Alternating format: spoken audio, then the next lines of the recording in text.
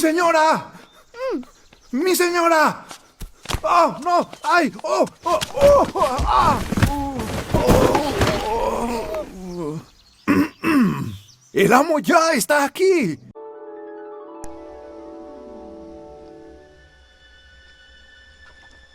¿Existió un cuerpo gobernante en el primer siglo? En esta ocasión vamos a dar respuesta a esta pregunta. Para hacerlo, primero debemos entender cómo estaban organizadas las congregaciones en el primer siglo y, además de cómo estaban organizadas, si alguien las dirigía. Vamos a ir al libro de Hechos capítulo 14 y versículo 23. Además, les nombraron ancianos en cada congregación, y haciendo oración con ayunos, los encomendaron a Jehová, en quien habían llegado a creer. Note que en cada congregación nombraban ancianos, está en plural, es decir, cada congregación tenía un grupo de personas llamadas ancianos. Pero estos ancianos, ¿quiénes eran? Los ancianos, en Hechos se aplica por primera vez este término, en griego presbísteroi, a los que tenían puestos de autoridad en la iglesia. Es decir, tenían autoridad sobre todos los miembros que asistían a la iglesia en el primer siglo. ¿Pero qué clase de autoridad? ¿Se refería a personas viejas, achacosas, o en qué sentido se utilizaba ese término? De acuerdo con el libro Episcopos y Presbíteros de Manuel Guerra y Gómez Burgos, dice: la traducción precisa del término presbíteros en la casi mayoría de los testimonios helénicos que han llegado hasta nosotros es la de hombre mayor, sinónimo de hombre maduro. La madurez de juicio y de criterio orientador es su nota distintiva.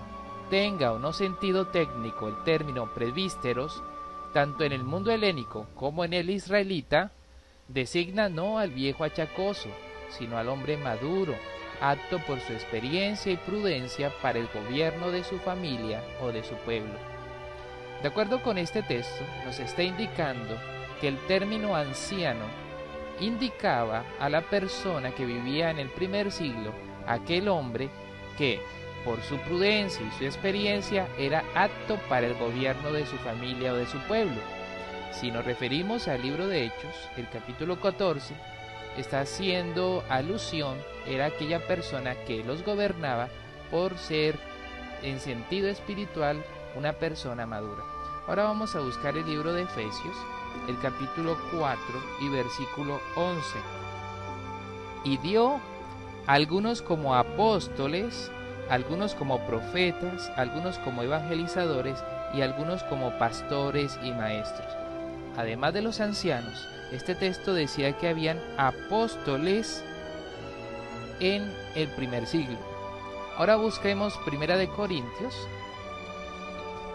capítulo 12 y versículo 28, que nos dice: y Dios ha colocado a las personas respectivas en la congregación, primero apóstoles, segundo profetas, tercero maestros, luego obras poderosas, luego dones de curaciones, servicios de ayuda, capacidades directivas, diferentes lenguas.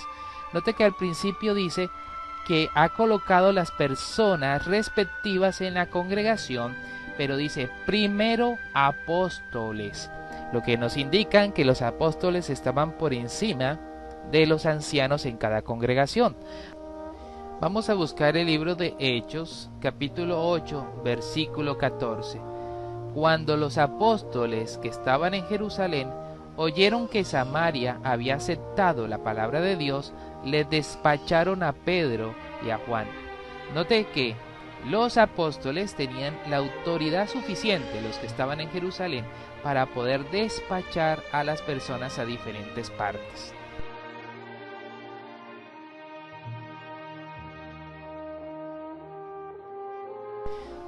Por eso el texto de Efesios 4:11 y 1 Corintios 12:28 nos está indicando con claridad que los apóstoles estaban por encima de los demás.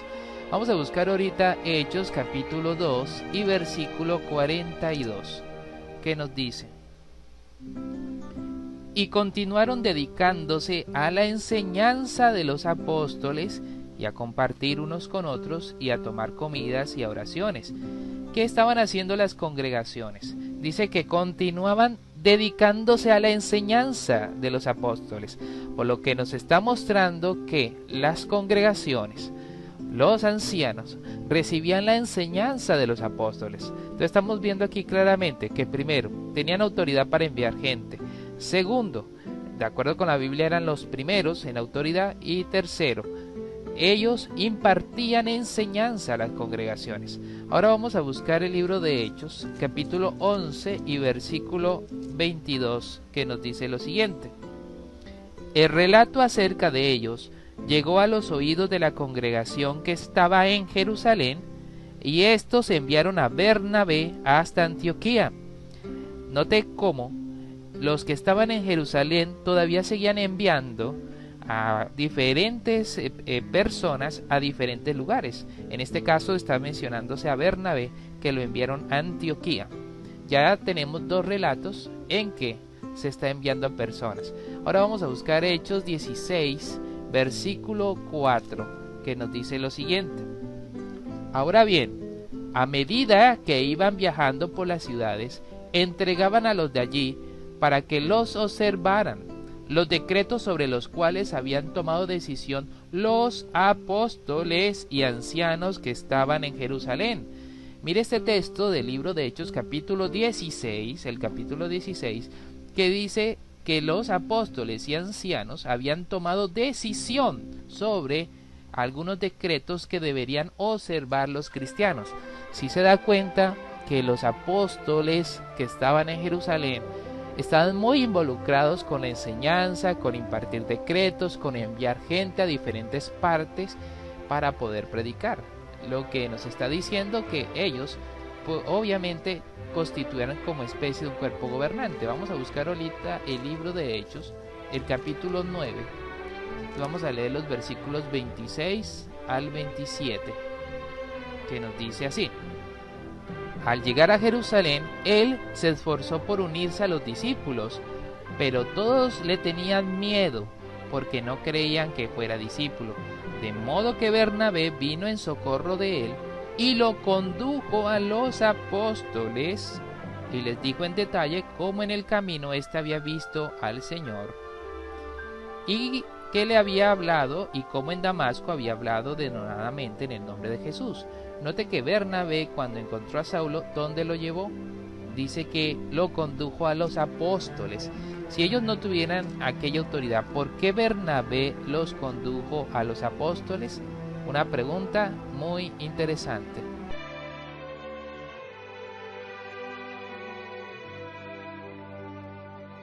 Todo lo que hemos analizado nos muestra con claridad que efectivamente en el primer siglo sí existió un cuerpo gobernante. Con esto queda claro que los apóstatas que odian al cuerpo gobernante son unos mentirosos.